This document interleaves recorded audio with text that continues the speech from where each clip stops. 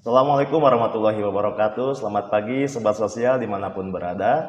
Jumpa lagi dengan saya Billy Yunandi dalam program Ngobras, Ngobrol Santai Masalah Sosial. Sobat Sosial, keluarga adalah unit terkecil di masyarakat. Keluarga juga merupakan madrasah pertama bagi anak. Keluarga menjadi kawah candra di muka membentuk generasi bangsa. Betapa pentingnya peran keluarga, tentunya keluarga yang sakinah, karena keluarga adalah rumah yang tidak pernah pindah. Dengan tema yang menarik pada hari ini, telah hadir di tengah-tengah kita narasumber yang luar biasa juga, yaitu Profesor Dr. Hajah Siah Kosiah MAG. Assalamualaikum, Prof. Bagaimana Waalaikumsalam kabarnya? warahmatullahi wabarakatuh. Alhamdulillah. Alhamdulillah sehat. Terima kasih banyak, Prof, sudah menyempatkan waktu untuk hadir di podcast UPTD PPKS pada hari ini. Sama-sama. Ya, Prof, tentang ketahanan keluarga ya, Prof ya. Betapa pentingnya keluarga di dalam masyarakat ya, Prof ya, sebagai madrasah pertama. Lalu apa pandangannya Prof tentang apa itu keluarga yang sakinah gitu, Prof? Iya.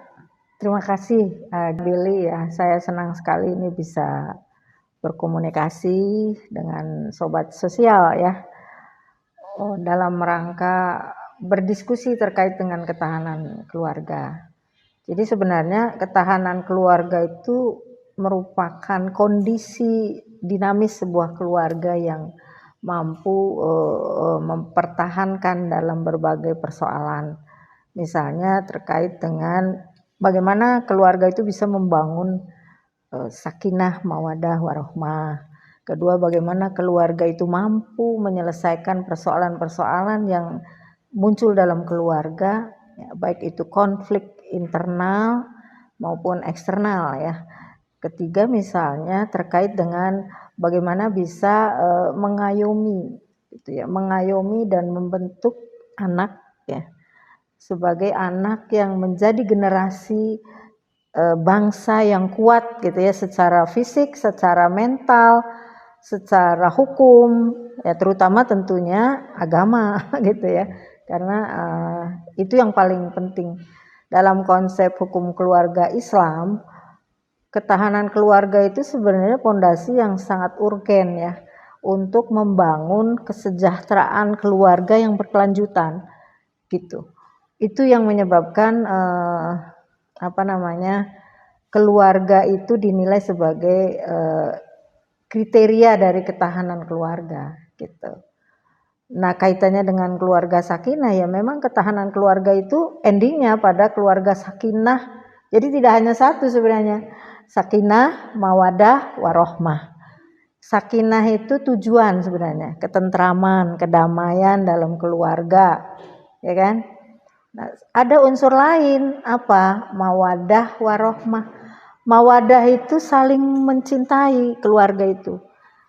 Kalau dalam konsep hukum Islam ya, maaf karena saya bidangnya itu tentunya ya. Istilah mawadah itu seperti orang menerima sesuatu dari apa adanya begitu. Jadi kalau misalnya kita kaitkan dengan pasangan ya, saling mencintai itu adalah menerima pasangan apa adanya begitu. Yang kedua warohmah. Kalau warohmah itu bentuknya kasih sayang ya. Kalau cinta kasih mungkin agak disebut fleksibel ya gitu, karena mungkin orang kalau mau baru nikah saling mencintainya masih ada. Tapi kalau sudah berumur lanjut sudah mulai pudar tuh. Apalagi misalnya sudah ada perubahan secara fisik baik laki suaminya maupun istrinya, maka cintanya sudah mulai pudar. Tapi dengan rohmah yang dibangun dalam keluarga ini yang akan mewujudkan sakinah. Apa maksudnya? Rohmah itu kan melengkapi gitu kekurangan pasangannya masing-masing.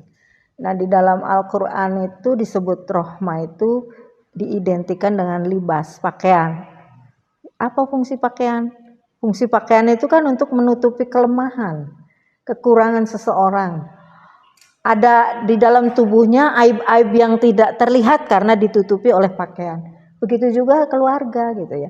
Untuk menutupi ini, maka pasangan itu harus membangun rahmat tadi, melengkapi kekurangannya, gitu ya, menerima kekurangannya sehingga pasangan itu akan menjadi tentram. Itulah yang kemudian dinilai sebagai sakinah, gitu.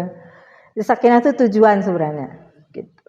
Indikatornya ada mawadah warahmah. Satu lagi ada amanah namanya. Nah, di dalam hadis Rasulullah mengatakan fa akhadtumuhunna bi amanatillah. Jadi kamu ambil pasangan-pasangan itu sebagai amanah dari Allah.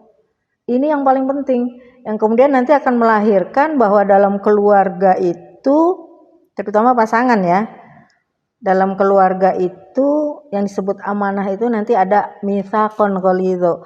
Bahwa ini perjanjian tidak hanya sekedar dengan sesama manusia tetapi perjanjian dengan Allah.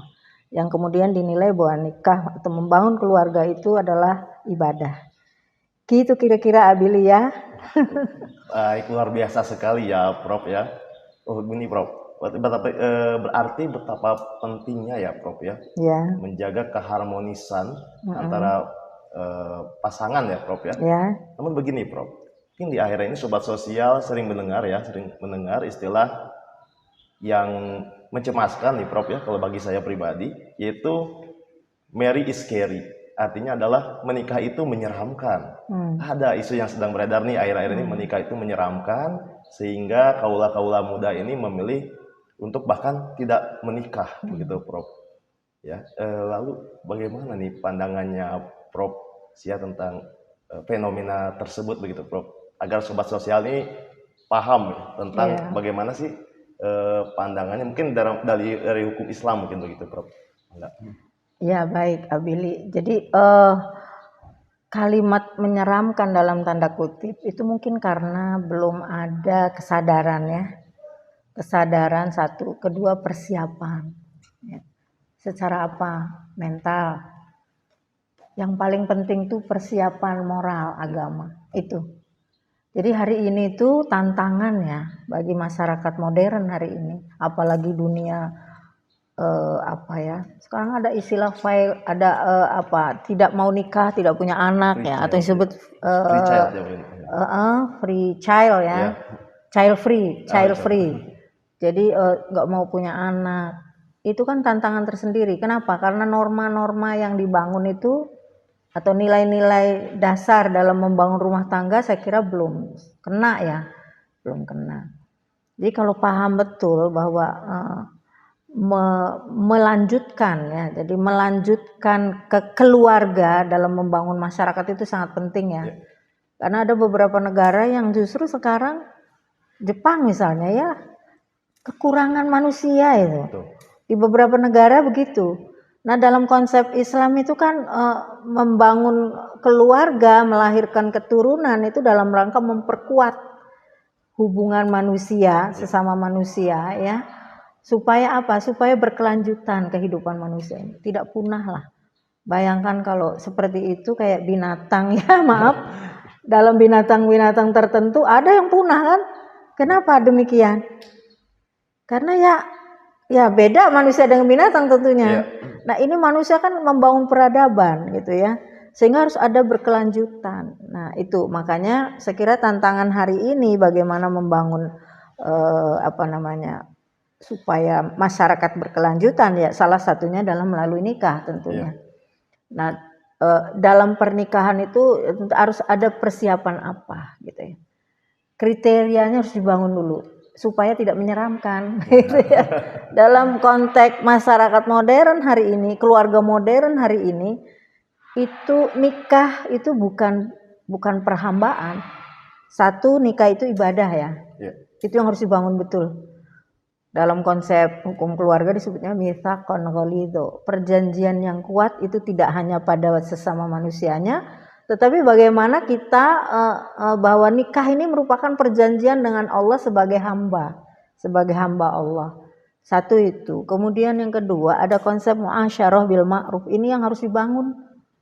Jadi bagaimana membangun keluarga itu bergaul ya dalam perbuatan, perkataan, perbuatan dengan pasangannya itu bil ma'ruf, Ma'ruf itu apa? Ma'ruf itu kebiasaan yang baik. Nah gitu. Perkataan nggak boleh, itu kan dikenal dengan istilah kekerasan verbal ya. Maaf ya kalau saya contohkan. Orang Jawa nikah sama orang. Maaf ini saya sebagai contoh aja sobat sosial ya. Untuk contoh saja, ada suami misalnya mengatakan ke istrinya, ini kan kekerasan verbal karena tidak ma'ruf itu tadi ya. Kamu nih dasar Jawa atau dasar bodoh gitu. Nah, itu kalimat-kalimat verbal yang sebenarnya dalam konsep hukum keluarga Islam kriteria itu tidak terbangun. Jadi harus muasyarah bil ma'ruf, termasuk pergaulan yang sangat sensitif ya. Sekarang itu apa? Ada persoalan begini, budaya yang berpengaruh ya sebenarnya. Misalnya gini, bahwa istri itu harus taat ke suaminya gitu. Ya, sehingga ketaatan itu melewati batas gitu ya. Dalam konteks melewati batas itu seperti apa? Karena muasyarahnya tidak terbangun. Kalau muasyarahnya terbangun, nilai-nilai agamanya diterapkan begitu ya.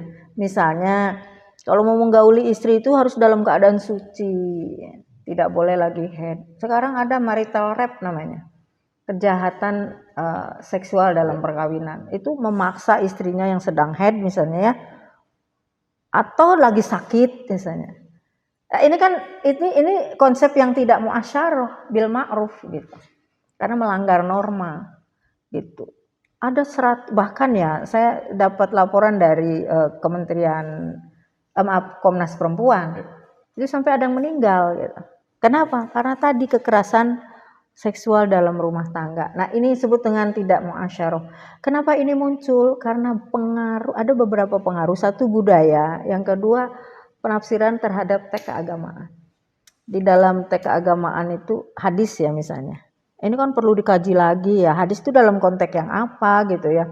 Ada yang mengatakan istri itu kalau diajak suaminya harus mau. Kalau tidak mau dilaknat malaikat sampai pagi kan ada hadis begitu ya. Ini kan perlu dikaji ulang. Pertanyaannya adalah bagaimana ketika suaminya tidak mau? Nah gitu. Oleh karena ada konsep lain namanya tawazun setelah muasyarah bil ma'ruf. Tawazun itu apa? Keseimbangan gitu. Keseimbangan hak dan kewajiban itu seimbang. Dalam keluarga modern tidak berarti jelek misalnya kalau suami itu membuat istrinya ringan dalam pekerjaannya, begitulah kira-kira keluarga modern ya. Kenapa? Karena hari ini perempuan tidak hanya berada di wilayah domestik, ngurus anak-anak, ngurus rumah, tapi keluar gitu kan, mencari aktivitas di luar. Bisa jadi itu bagian dari eksistensi ya. Dia punya pendidikan kan, punya keahlian gitu. Dan ini kan harus dihargai. Ya. Begitu juga suami, begitu juga istri gitu. Jadi itu yang disebut tawazun. Jadi tidak salah, keseimbangan itu harus muncul. Ini yang supaya tidak menakutkan ya. Nah, oleh generasi muda sekarang itu harus dibangun tuh. Harus disampaikan ke masyarakat bahwa dalam konsep hukum Islam itu ada namanya tawazun, keseimbangan. Kemudian apa lagi? Musyawa. Musyawa itu persamaan. Ya, persamaan hak dan kewajiban perempuan dan laki-laki itu sama. Bukankah di hadapan Allah yang paling mulia itu takwanya? Begitu kan? Jangan menganggap bahwa iya betul bahwa suami adalah pemimpin keluarga, itu untuk pada umumnya memang begitu. Kan nggak boleh dalam satu keluarga ada dua pemimpin atau gitu ya. Nggak mungkin ada dua pemimpin.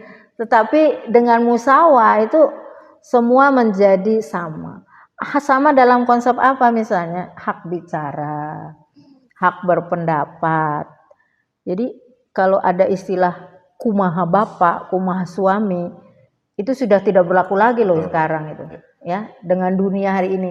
Karena yang disebut kumaha suami itu bagian dari budaya masa lalu yang dipengaruhi oleh masyarakat yang patriarki gitu ya.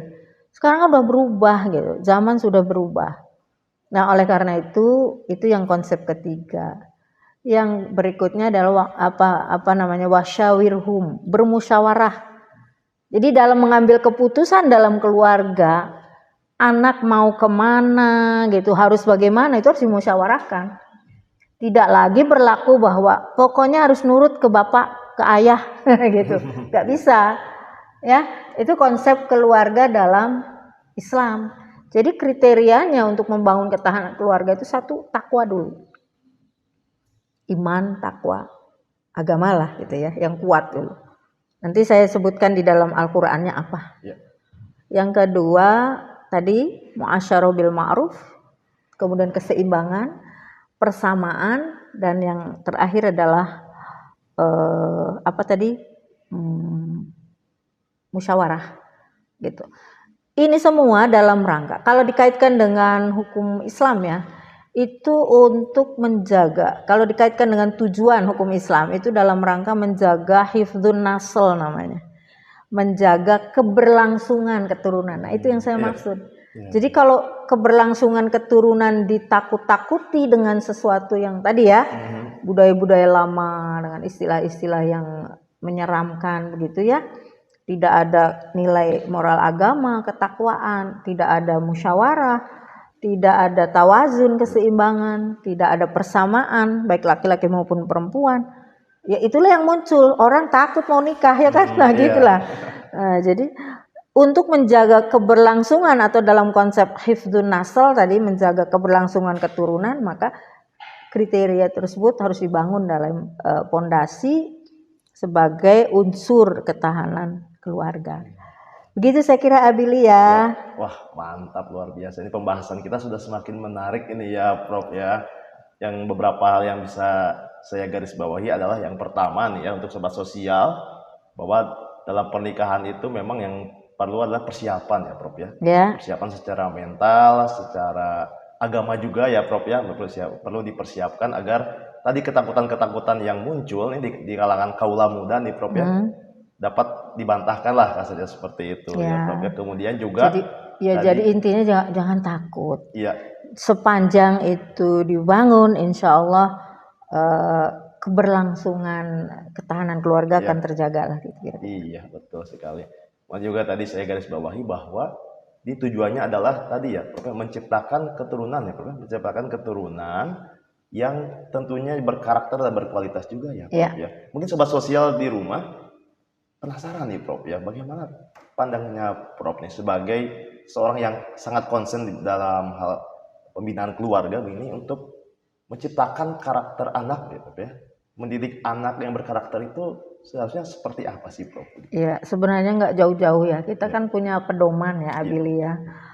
Ada pedoman kita ini kan, kalau maaf ya, kalau orang Islam tentunya Al-Quran. Di agama lain punya kitab-kitab yang mengatur tentang bagaimana membangun karakter anak. Saya kira sama. Cuman karena saya nih di bidang hukum keluarga Islam, maka saya sampaikan terkait dengan apa yang ada di dalam fondasi kita ya. Misalnya dalam Al-Quran ya, kita lihat betapa figur para nabi banyak ya dulu ya. Misalnya Nabi Zakaria. Nabi Zakaria itu pengen sekali punya keturunan, tapi dia tidak bicara tentang keturunan yang kaya, keturunan yang apa gitu. Apa bahasanya? Ya Allah, jika aku beri keturunan maka Robbi Rodia, keturunan yang waj'alhu Robbi Rodia gitu kan. Di dalam surat Maryam ayat 6 kalau nggak salah ya, maaf kalau saya salah, tapi insya Allah benar gitu ya. Itu bahasa Robbi waj'alhu Robbi Rodia, keturunannya tuh orang yang nanti kelak menjadi orang yang berkualitas. Robbi Rodia itu apa?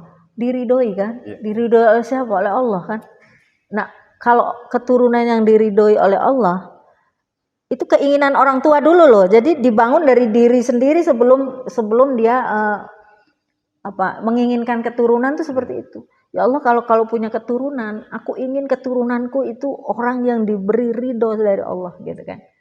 Terus yang kedua, bukan hal-hal yang lain kan yang diinginkan, kuat dulu secara akidah gitu ya. Yang kedua, karakter anak ya. Di dalam surat Maryam juga Nabi Zakaria mengatakan, Qala Yahya, setelah lahir Yahya. Yahya itu anak dari Nabi Zakaria.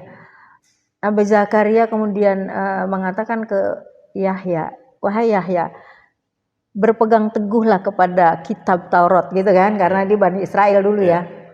Artinya apa? Pondasinya kemana? Ke Al-Quran gitu loh. Jadi bagaimana anak ini kelak gitu ya, diajarkan nilai-nilai agama sesuai dengan ajaran agamanya. Itu contohnya ya. Saya tidak bicara Al-Quran sebab di sobat sosial ini kan mungkin tidak hanya beragama Islam, saya kira banyak agama lain yang pokoknya di dalam kitab itu sebut Taurat, berarti kan dulu agamanya agama Nasrani ya gitu ya. Maaf, Yahudi ya, Yahudi. Jadi Yahudi dalam konteks ya tauhid ya. Jadi kembali kemana? Ke pedoman gitu. Jadi kelak saya, wahai anakku gitu ya, ketika lahir nih, cobalah kembali kepada pedoman nanti. Dan itu dididik dari kecil Yahya itu. Satu itu ya. Kemudian yang berikutnya di dalam, kalau nggak salah ayatnya dari mulai ayat 6 ya, ayat 13, lanjutan dari surat itu, ayat 12, 13. Nah itu di dalam surat Maryam. Sampai endingnya Nabi Zakaria itu mengatakan menasehati anaknya Yahya yang kemudian akan menjadi nabi itu. Jadi dia menginginkan keturunan itu keturunannya sebagai nabi gitu, generasi penerus. Artinya apa? Ya kita nggak perlu seperti itu ya. Artinya punya kualitas apa? Iman yang kuat gitu kan. Kemudian kembali kepada pedoman sesuai dengan tuntunan ajaran agamanya. Yang ketiga apa? Kata Yahya, jangan sombong gitu. Ini membangun moral dengan sesamanya. Nasihatnya itu aja. Kalau di surat Luqman ya luar biasa nih. Jadi yang pertama bagaimana membangun karakter anak itu dengan kalimat Luqman mengatakan kepada anaknya, anak-anak, ya bunayya, hai anak-anakku. Nasihat ya, dengan sentuhan, dengan hati, bukan dengan kekerasan, ya kan? Ya bunayya, wahai anakku. Jadi bukan ngajarin dengan kekerasan, nggak ada bahasa dalam konsep Al-Quran ya, maksud saya ajaran agama mengajarkan anak dengan bahasa-bahasa yang kekerasan tadi ya, baik verbal maupun fisik gitu ya. Nggak ada. Ini kalau kembali ke situ ya, melain ajaran agama gitu. Ya bunaya, wahai anakku. Itu nasihat sentuhan melalui hati. Coba Abili kalau dipanggil ayah ibunya udah gede gini dipanggilnya, wah nak, enak nggak kira-kira? Dimanja terus sampai tua ya, itu kira-kira lah. Jangan kemudian dipanggilnya namanya bagus kok ya, Abili dipanggilnya apa gitu, maneh gitu. Itu bahasa-bahasa yang kurang menyentuh. Kalau di dalam Al-Quran ya gitu bahasanya, ya bunaya, hai anakku. Itu panggilan yang sangat dekat dengan jiwa. Sama halnya begini ya, kalau dalam Quran maaf ya, Allah itu selalu mengatakan kalau memanggil manusia itu ya ayyuhan nas, ya ayyuhallazina amanu. Itu panggilan yang sangat dekat loh. Allah itu hai gitu kan, kayak saya dengan Abili. Panggil Abili dekat nggak? Iya, itu panggilan istilah ya bunaya itu ya. Jadi sentuhan bahasanya bukan dengan bahasa-bahasa verbal, kekerasan verbal tadi ya. Kemudian apa yang dibangun? Yang pertama akidah dulu. La tusyrik billah, gitu kan? Akidah atau keyakinan yang dibangun itu menjadi fondasi ya untuk membangun karakter anak. Satu, terserah agamanya apa, itu ya. Mau agama non muslim, Islam non muslim, sama semua punya pedoman kan, begitulah kira-kira. Jadi nggak ada agama yang mengajarkan sesuatu yang tidak kembali kepada norma agamanya kan, nggak ada, nggak mungkin lah. Nah dalam Islam seperti itu. Yang kedua, wabil walidaini ihsana. Jadi kalimat wawo itu wabil walidaini ihsana itu adalah bagian dari rentetan setelah berbuat baik kepada Tuhannya, tidak boleh menyekutukan Tuhannya, beribadah kepada Tuhannya, kepada Allah, dan gitu ya, dan berbuat baiklah kepada orang tua. Nah tentunya ini membangun karakter anak loh ya. Ya gimana kita membangun anak menjadi berbuat baik kepada dia jika orang tuanya tidak memberi teladan gitu kan? Betul. Itu pertanyaannya. Jadi harus dari diri dulu. Kayak tadi, Lukman kan memberi teladan itu. Ya bunaya, itu maknanya luas sekali. Pasti ada sesuatu yang diinginkan dengan secara lembut gitu kan. Tidak ada kan orang tua yang menginginkan anaknya menjadi tidak baik kan begitu ya. Oke, yang kedua wabil walidain ihsan. Setelah Allah, setelah Tuhan, berbuat baik itu kepada siapa? Kedua orang tua. Masih sekarang anak-anak berbuat baik pada orang tuanya? Pertanyaan besar di dunia sekarang ini. Kadang-kadang komunikasi dalam satu keluarga pengaruh ya tantangan gadget. Lihat aja, pernah nggak satu ruang, satu meja, anaknya sibuk masing-masing pakai HP, betul? Nah gitu. Itu orang tua ngomong kemana gitu kan? Ada persoalan kan di situ. Nah ini mungkin ada sesuatu yang salah begitu. Salah apa? Nah ini tantangan kita nih sebagai membangun keluarga yang tadi yang supaya ketahanannya utuh. Kalau cuek masing-masing mau gimana gitu. Apalagi suami istri di kamar tidur ngobrol, gitu. Satu pakai gadget, satu pakai gadget. Jadi konsentrasinya kemana kan? Gitu. Nah, komunikasi terputus tuh jadinya. Sebut saja bahasa kalau yang kayak tadi itu ta'awunnya atau saling tolong menolong, saling apa gitu ya. Itu kurang terbangun jadinya karena sibuk masing-masing. Diajak ngobrol kemana gitu ya. Nah itu yang kedua ya. Jadi bahkan ya di dalam konsep tadi yang pendidikan Lukman itu, di samping memang dia berbuat baik kepada orang tua sekalipun agamanya itu berbeda. Itu loh. Terusnya di ayat itu, agamanya berbeda tetap harus berbuat baik kepada orang tua, begitu. Nah, kemudian yang berikutnya bagaimana supaya anak itu menjadi berkarakter, itu ibadahnya yang benar. Aqimus shalah gitu kan? Diajarkan begitu. Kalau di Quran ya, surat Luqman tadi surat Luqman itu dari mulai ayat 12 sampai 19 itu membangun karakter anak gitu. Jadi maksudnya apa? Anak diajari ibadah yang benar supaya kuat mentalnya. Sebab di satu saat ketika menghadapi persoalan yang begitu menggoyahkan ya dalam masyarakat, tantangan yang luar biasa, kan di Quran mengatakan sholat itu sebagai cara orang untuk mencapai ketenangan, gitu kan? Bukankah minta pertolongan itu sabar dan sholat? Nah itu yang saya maksud dengan membangun karakter. Yang ketiga dalam pendidikan Islam itu ibadahnya yang benar ya. Jadi kalau misalnya agamanya non muslim, iya ke gerejanya jangan sebulan sekali begitu kan. Nah gitulah kira-kira. Maunya ke gereja diajarin judi nggak mungkin kan gitu. Ke gereja diajarin judol nggak mungkin kan gitu. Ke tempat ibadah itu pasti mengajarkan sesuatu yang lurus supaya berdampak lah kalau bahasa kitanya. Kalau dalam sholat kan dampaknya apa?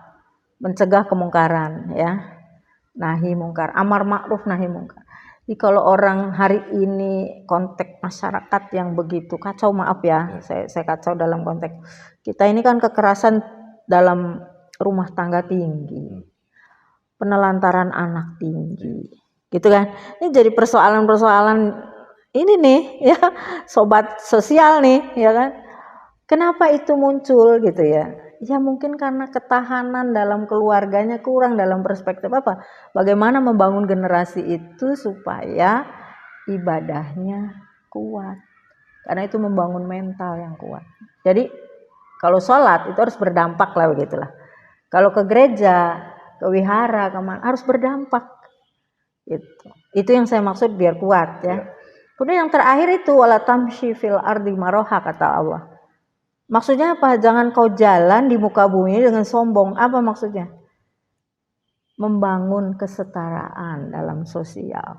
Menghargai orang lain. Gak boleh dalam konsep Islam ada, dalam konsep agama manapun saya kira ya, terutama saya bidang, maaf saya kalau bicara Islam karena saya bidangnya di situ. ya bahwa manusia itu harus membangun kehidupan sosial yang baik gitu. Beberapa hadis menyatakan orang tuh nggak masuk surga gitu loh, orang yang memutuskan silaturahim kan gitu. Ini apa ya, artinya bahwa dia nggak boleh hidup individualis. Bagaimana membangun anak ini ya, karakter anak supaya jiwanya punya tanggung jawab sosial, bukan hanya kepentingan diri sendiri. Saya kira itu ya, salah satunya itu dalam Quran loh ya. Saya kira ajaran agama yang lain juga sama gitu. Masya Allah, luar biasa sekali Prof ya, bahwa ternyata ada beberapa yang dapat kita ambil ya, bagaimana dasar-dasar untuk dalam mendidik anak agar berkarakter ya. Yang tadi yang saya tangkap adalah pertama adalah norma agama ya Prof ya. Norma agama Akidahnya ini ya akidah agama apapun yang mengajarkan kebaikan ya Prof ya. Yang kedua, bagaimana si anak ini dapat memberikan berbakti pada orang tuanya ya Prof ya. Yang ketiga, beribadahnya harus baik ya di agama manapun. Yang keempat adalah kehidupan bersosial ya Prof ya. Mantap sekali. Sobat sosial juga pasti menarik ya, menarik untuk membahas tentang isu keluarga ini. Nah Prof, tadi sempat terlintas bahwa bagaimana kita cara mendidik anak agar tidak menjurus pada kekerasan Prof ya. Kekerasan dalam rumah tangga yang tadi mana juga Prof katakan bahwa KDRT di kita ini sedang tinggi ya Prof ya. Tapi sobat sosial ingin tahu nih Prof, bagaimana sih kiat-kiatnya kita nih, terutama sobat sosial yang sudah berkeluarga untuk mencegah KDRT itu terjadi begitu Prof. Iya, sobat sosial, tadi saya sudah kemukakan ya terkait bagaimana ketahanan keluarga itu dibangun dengan kriterianya. Itu yang menyebabkan minimal mengurangi kekerasan dalam rumah tangga ya. Munculnya KDRT itu kan begini. Itu ada beberapa pengaruh. Satu, pengaruh budaya misalnya, maaf. Misalnya tadi bahwa seorang istri atau bapak itu sebagai founder, apa sebagai ya kalau dalam masyarakat patriarki itu pengambil keputusan. Itu yang kemudian apa yang dikatakan oleh seorang suami harus diikuti gitu kan. Itu pengaruh budaya itu sebenarnya. Yang kedua, pengaruh dari aspek tadi penafsiran terhadap teks-teks keagamaan yang ditelan mentah-mentah lah gitu bahasanya. Ya. Kayak gini. Perempuan tuh banyak masuk neraka loh dibanding laki-laki. Nah, itu kan itu nggak dicermati secara utuh gitu. Apa penyebab itu tuh? Istri tuh banyak masuk neraka. Nah, salah satunya katanya ya karena nggak taat sama suami. Gitu. Suami yang mana yang harus ditaati kan gitu. Di dalam Al-Qur'an itu suami yang ditaati itu yang mana? Yang konitatun, perempuan itu yang konitatun itu maksudnya karena suaminya memang orang yang betul-betul menjaga ketakwaannya kan begitu, tidak menyalahi norma begitu kan. Ada suami yang mengatakan begitu, banyak lah saya kira ya. Banyak nih persoalan sekarang ini. Itu yang menyebabkan kekerasan dalam rumah tangga. Kemudian penafsiran terhadap teks keagamaan di dalam Al-Quran surat An-Nisa 34 ya. Itu seolah-olah ada kalimat istri yang kalau tidak taat itu disebut nusyuz. Nusyuz itu membangkang ya. Itu ada tahapan pendidikannya sampai ada kalimat fadribuhunna, boleh dipukul. Nah, arti dipukul itu yang dipahami orang itu bisa jadi kekerasan ya kan. Padahal Rasulullah mengatakan jangan engkau pukul muka istrimu itu. Satu. Dua, kalaupun pukul itu pukul pendidikan dengan benda-benda yang halus. Kalau perlu dengan ATM, nah gitu. Nah, gitu ya kan. Coba dengan ATM, nurutlah istrinya ya kan. Nah gitu. Maaf ya, sobat sosial ini ada huraian sedikit ya. Nah, jadi itu perlu dipahami dan tidak jarang dibaca orang di dalam surat An-Nisa tadi ayat 34 ya. Jarang dibaca di ayat 128 bahwa ternyata laki-laki atau suami juga bisa nusyuz begitulah. Gimana nusyuz? I'rad bahasanya. I'rad itu satu cuek. Itu ya. Dua memalingkan muka. Itu nusyuz loh ya. Hari ini tingginya perceraian itu itu. Kemudian perempuan menggugat cerai bukan berarti dianya nusus. Banyak suaminya yang nusus. Maaf, i'rad itu bisa selingkuh kan? Iya. Hari ini loh ya. Fenomena perselingkuhan dalam keluarga itu tidak terjadi dari istri, suaminya. Nah, itu yang disebut dalam 1 ayat 28 yang disebut nusus. Nusus juga suami itu. Itulah yang kemudian kalau tingginya tingkat gugat cerai di pengadilan agama tuh yang tinggi gugat cerai bukan talak ya. Gugat cerai itu yang diajukan oleh perempuan. Dan penyebabnya kan ada 2. Bisa dari dirinya sendiri yang nusus tadi ya, tidak melaksanakan kewajibannya, malah istrinya yang selingkuh. Hoyong pisah ya dengan suaminya kan gitu. Ya kan? Nah, yang kedua penyebabnya ya dari suami itu sendiri. Gitu. Makanya nanti dampaknya beda nih. Kalau penyebabnya dari istri, suami nggak perlu ngasih pesangon gitu kalau udah cerai kan, karena penyebabnya istri. Nggak perlu ngasih nafkah idah, nggak perlu. Tapi kalau penyebabnya suami, wajib tuh bayar mut'ah, pesangon ya. Jadi indah sekali sebenarnya dalam konteks ajaran agama ini. Kalau bercerai pun masih harus dibangun tuh hubungan dengan memberi pesangon ke istrinya. Dengan memberi nafkah idah 3 bulan ya. Berapa nafkahnya? Ya tergantung kemampuan suami kan gitu. Kalau PNS biasanya kalau cerai ya ada aturan PP nomor 10 ya kira. Itu nanti dipotong 2/3. Jadi suaminya hanya dapat 1/3 dari potongan gaji itu. 2/3 untuk nah makanya jangan bercerai lah gitu. Kira-kira begitu. Dibangun lagi, dirangkai lagi dengan sesuatu yang lebih baik begitu ya. Nah itu ya ayah. Jadi saya kira dalam konteks hukum keluarga Islam itu pokoknya ada 5 hal yang harus dibangun. Pertama tujuannya dulu. Tujuan membangun rumah tangga itu apa? Kalau saya bisa simpulkan dari pendekatan hukum keluarga Islam itu 1 menjaga agama tadi kan. Disebut dengan hifdzuddin. 2 menjaga jiwa. Apa? Jiwa itu psikologi nih. Jadi ketentraman dalam rumah tangga itu wajib. Itu yang disebut dengan hifdzun nafas. Kemudian hifdzul kewarasan berpikir itu harus dibangun. Emosi harus diredam, gitu kan? Supaya apa? Nah, supaya kalau emosi kan dasarnya apa itu? Marah itu positif atau negatif?